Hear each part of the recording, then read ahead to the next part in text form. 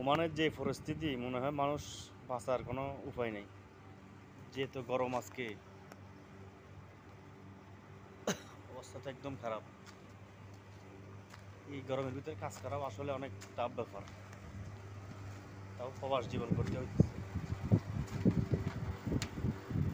এই যে এসিটা ঠিক করতে আসলাম, একে তো সূর্যের গরম, আর একে তো এসির যে বাতাসটা আসতেছে এটা গরম। দুটোটা মিলিয়ে অবস্থা একদম খারাপ।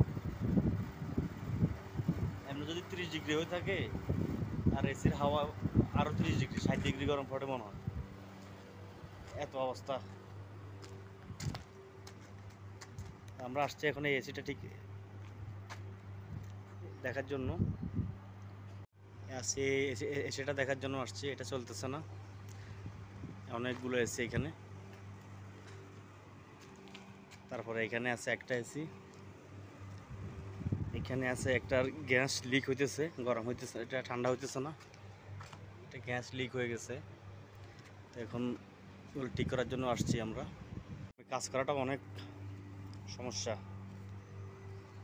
অনেক মানুষ তো আপনি গরম সহ্য না করতে মারাও যায়, এত গরম পড়ে।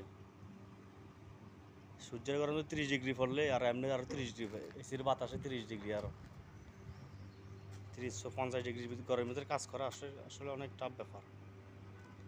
অনেক গরম পড়তেছে ভাই। মানুষ যে বলে প্রবাসে শুধু টাকা উড়ে, প্রবাস শুধু টাকা উড়ে না ভাই, রোদও উড়ে। এই যে দেখেন কি রোদ, এই রোদের ভিতরে কাজ করা, যে কাজ করে শুধু সেই বলতে পারে আসলে প্রবাস জীবনটা যে কত কষ্টের।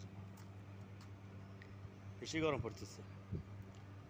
আর দেশের মানুষ ভাবে প্রবাসে আসলে শুধু টাকা আর টাকা।